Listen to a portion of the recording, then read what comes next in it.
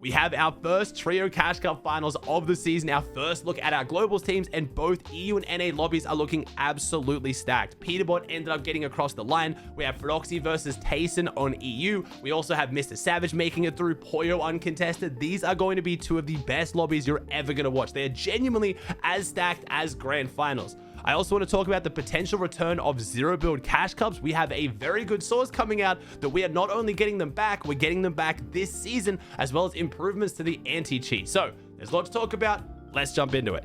Let's kick off with what is going on with zero build tournaments. Now, zero build tournaments been gone for a while now, and it's a very mixed discussion. Some people love them, some people hate them. I personally am not the biggest fan of zero builds. I just don't really enjoy playing it. I love Fortnite for the builds. I love the skill gap in the building, but at the same time, if you want to play zero builds and you're enjoying it, go for it. Do whatever you want.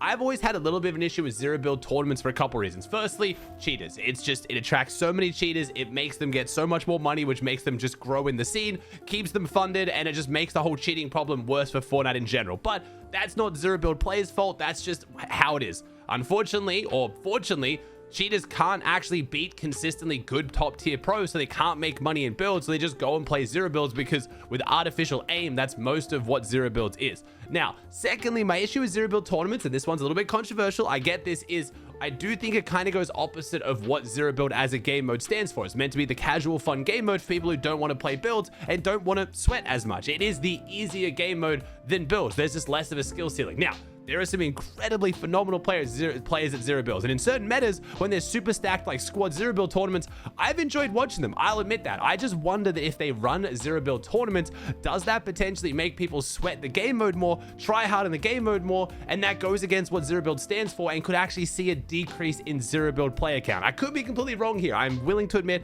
I could be wrong, but I feel like when zero build player base was dipping a lot was actually similarly around the time with tournaments when people started sweating the game mode more. So yes, there was cash cups on and those tournaments to play, and there's a bunch of sick content being made, which is awesome, but making zero build more competitive does tend to also make the game mode kind of go against why people play it. That's just my 2 cents on it, but Fortnite might be bringing back zero build tournaments apparently, and this source comes from Ninja. I'll play the clip and then I'll give my thoughts on whether I think this means zero build tournaments are really coming back.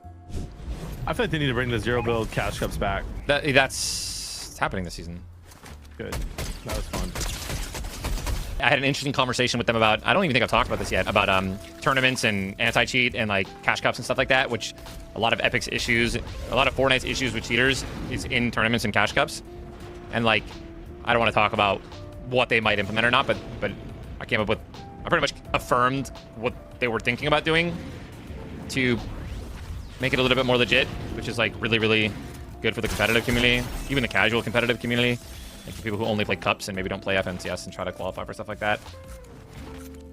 Now, Ninja also touched on the anti-cheat there. I'll talk about that in a second. But firstly, Ninja is a pretty good source only because Ninja's been working really closely with Epic, especially recently. He has been the Blitz Lord. If you guys have been seeing any of the Blitz stuff that's been going on. So I wouldn't be surprised if Epic did have a conversation with Ninja and they did talk to him about zero build tournaments and things like that. I'm pretty sure if they did, Ninja probably wasn't supposed to leak it, but I've seen this clip going around and I'm sure Ninja's going to expect people to address it anyway. I don't think he thought he was leaking anything crazy. And again, it is just the conversations he's had. So he believes the zero build tournaments are coming back this season or soon. Now that could have changed. I'm not going to say, oh, Ninja's a liar if tournaments aren't coming back, because there's a lot of conversations with Epic. I've heard a lot of people I trust in the past where Epic's talked to him about something that sounded like it's pretty much guaranteed, but then they try to implement it. It goes higher up, it gets to the board. Whatever happens when it's $1 billion company doesn't end up happening. So if we don't get zero build tournaments, I'm not going to say Ninja's a liar. I'm sure they have talked to him about this. Now, I don't know whether that's 100% guaranteed. And again, like I said, zero build tournaments don't really affect me at all. I don't really play the game mode that much. I don't watch them or follow them that much. I know a lot of people love them, so I don't want to come across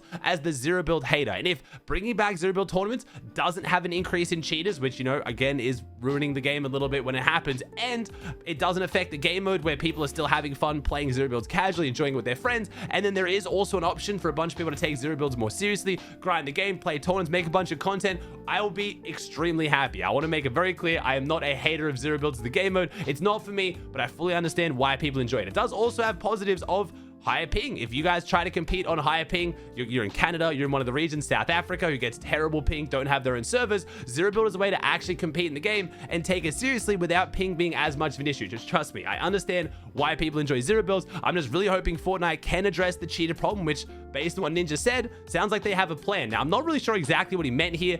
That we have heard about there being improved secure boot and TPM settings coming in the future, basically an even more intense anti-cheat, which could help out with cheating. We've now seen Fortnite changing the formats like they've done with the solo cash cup to avoid cheaters. So maybe if they bring back zero build tournaments, it's more of like a qualifier system. One of the biggest issues with the zero build tournaments was the fact they were victory cups, and we know how bad victory cups are for cheaters. You add victory cup and zero build together, it is just a match made in heaven for cheaters trying to make money. So we'll see. I'm super excited. I hope whatever Ninja talked about happens, because if we have an improvement to the anti-cheat coming and even more tournaments, I'm a happy man at the end of the day. Now, moving on to the Div Cup, we do have our Div 1 Cup finals starting tomorrow, and the lobbies are looking stacked. Both these finals are phenomenal. Pretty much every single one of our Globals teams made it through, and we get our first look at who's going to be doing the best coming into Globals. Now, there was a lot of eyes on Peterbot's trio. They had a disastrous day one, only like 170 points. They needed like an almost 500 point day two to qualify, and of course, they pulled it off. They will be in the finals. We get to see how Peterbot's doing, and they're going their new drop spot. They have locked down OXR, but they are going to be contested. So looking at the NA drop map here, we have a lot to break down. We have Peak Cold Ritual being contested by Akira, Lixium, and Kurama. Now, that is a French trio. They're going to be playing on EU ping on NA. So Peterbot gets his practice off spawn against the European trio, but has the advantage of ping. I'm not really sure what Akira's team is thinking here. I don't think this is going to end particularly well for them, and I don't think this is going to have a huge impact on Global. It's not going to be like, oh, if Pete destroys them, that's what Globals is going to be like, because again, a huge ping disadvantage coming into this fight. But hey, I guess it'll be a little bit of practice. It is interesting to see that Peterbot's trying to lock down a bit of Rapid, Kanata, and Bolster's loot. They want to take the mountain as well to the southwest. So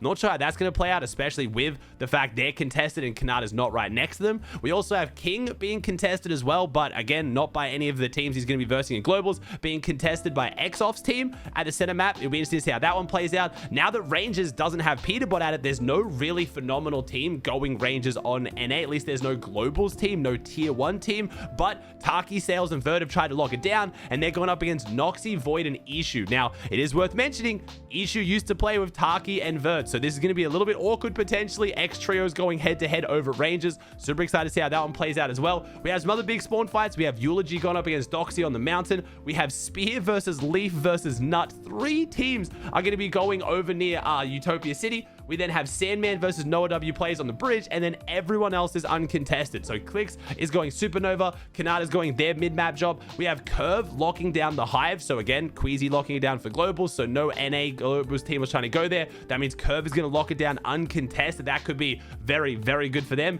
Muzz is going Resistance base like they are in Globals. We have Threats team going over at the Canyon. We have Aegis, Acorn, Poyo, of course, over at Demons. They are probably the favorite to win this tournament right now. I would say right now, the tournament is definitely going to come down between Peterbot, depending on how their spawn fight goes. I think it shouldn't be too bad for them. Probably Peterbot's team, Acorn's team, and then I do want to give it potentially to Clix's team. Now, again, Curve has got a great job. We got Muzz in there at Global's team. Reet is also uncontested at First Order base. A lot of those teams that are going those uncontested drops for Globals like Reet that aren't going to do as well in these finals because they don't have the power loot. I think they'll do well, but I think their drops are a lot more geared for Globals. I'm sure if you told Reet, yo, you have to win this Div Cup, your life is on the line, they wouldn't be dropping First Order base. They're locked in for Globals right now, and they want to get practice at their drop coming into, which makes sense. But this finals is looking very stacked. We have Visuals, another Globals team. They're going to be going Foxy as always. We have Blake, who's locked down Outpost. We have Roxanne to the south. We also have Seek to their north as well. We have pretty much every big Globals team you would expect here, so it's going to be an extremely fun finals to watch on NA.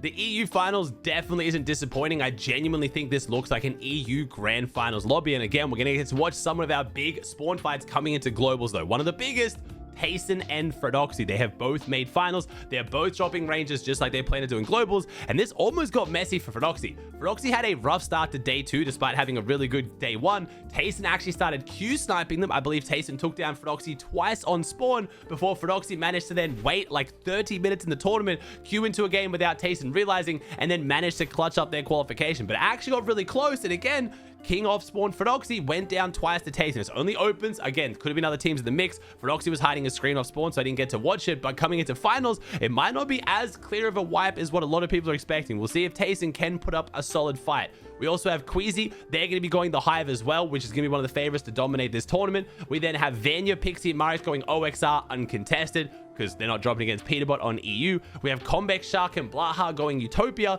We have Vico, Veno, Flixie making finals. Now, I say making finals if that's like, you know, kind of like a, oh my gosh, they made finals. It's one of the greatest teams in the world, but they've been having some vibes issues. Now, Vico ended up deleting the tweet, but Vico made a tweet saying he was looking for 2 people to jump in a Discord call and com for his teammates because they hate each other and will not communicate. Now, I'm guessing this was just in the heat of the moment. I will point out they did stop playing the tournament though. Right around when Vico tweeted this, I was watching them in replays on stream. They literally stopped queuing. Now, this could be an elaborate troll. They could just be messing around, but it didn't seem like it was a joke, especially with Vico deleting the tweet. So things maybe not looking as good for the vibes of this trio coming into globals. I hope they can fix up the vibes. I really want to see how they go into globals. They are one of the favorites to do well there, especially being currently uncontested at Canyon, but things could be a little bit rough for that trio right now. We'll have to wait and see. Again, Veno has had a bit of a reputation for being very, very brutally honest with his teammates. It's actually one of the things I love about Veno. A lot of people dislike that about Veno. Again, he is very, very upfront with how he feels about things. We've seen his softer side recently